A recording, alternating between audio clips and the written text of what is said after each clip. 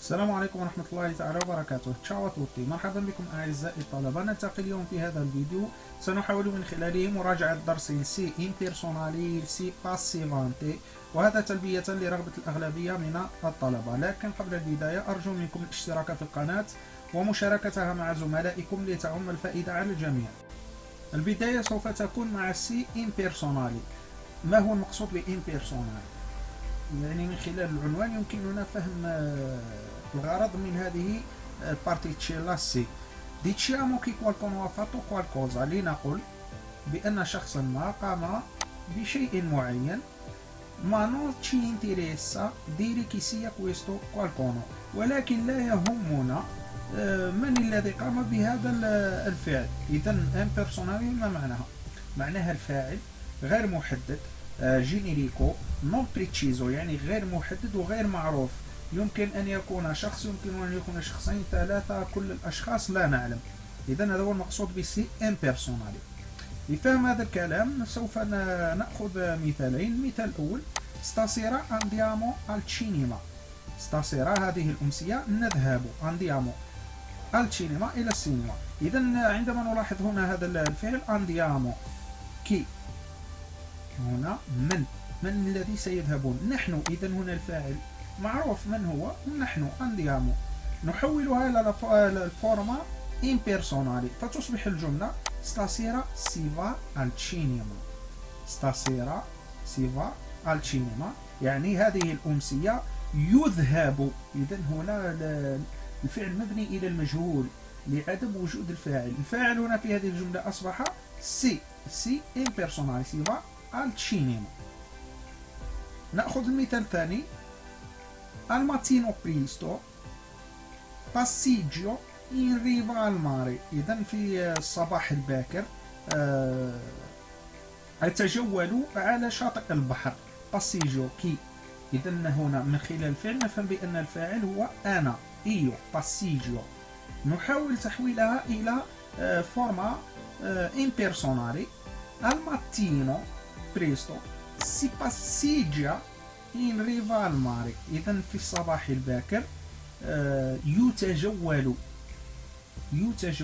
إذن هنا الفاعل مجهول غير محدد نعوضه بالسي، لذلك سميت impersonali. si passeggia in riva al mare. al mattino يتجول ما يقابلها في اللغة العربية الفعل المبني إلى المجهول.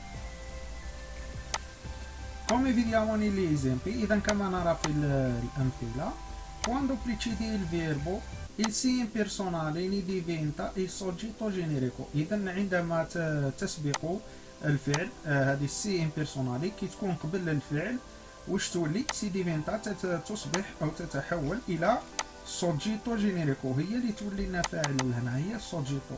إذا كون يسألك في هنا يقول لك هو soggetto في هذه الجملة، طبعا هو السي، ولكن soggetto generico يعني غير محدد، عام، non preciso كما قلنا في الأول. E quindi وعليه il verbo si troverà sempre coniugato alla terza persona singolare. وعليه فإن الفعل سوف يكون مصرفا دائما مع التيرسا بيرسونا سينغولاري اللي هي لوي. نلاحظوا هنا الجملتين هذو عندنا فا، الفعل هنا فا، إذا نقول لوي فا. إذا هنا كونيوغاتو con la terza persona singolare. passeggia أيضا lui passeggia، إذا هنا مع la terza persona singolare أيضا. vediamo qualche altro esempio، نرى أمثلة أخرى. nella tempesta si conduce lentamente. إذا في العاصفة يقاد أو طبعا يقاد أو يساق ببطء. لاحظوا أيضا كوندوتشي هنا مع لوي كوندوتشي، إذا terza persona singolare. mangia أيضا mi hanno detto in quel che عفوا mi hanno detto che in quel ristorante قالوا لي بأنه في ذلك المطعم si mangia molto bene، يؤكل جيدا. نلاحظ الفعل مانجا، إذا لوي مانجا presente indicativo هنا مع الضمير لوي. nelle vacanze si dorme a mezzanotte، إذا في العطل ينام في منتصف الليل. إذا الفعل أيضا هنا dormi مصرف مع لوي. per l'esame si deve studiare molto، من أجل الامتحان يدرس أو يجب الدراسة كثيرا.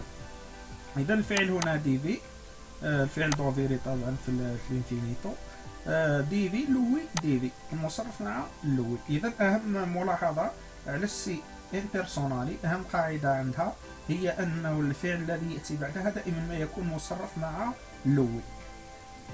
نلاحظوا الآن الكلمات التي تأتي بعد الفعل. نرجع للمثالين الأولين. الكلمة في المثال الأول التشينيما، التشينيما سيبا التشينيما. إذا هنا عندنا كومبليمنتو دي لوغو، عندنا ظرف مكان.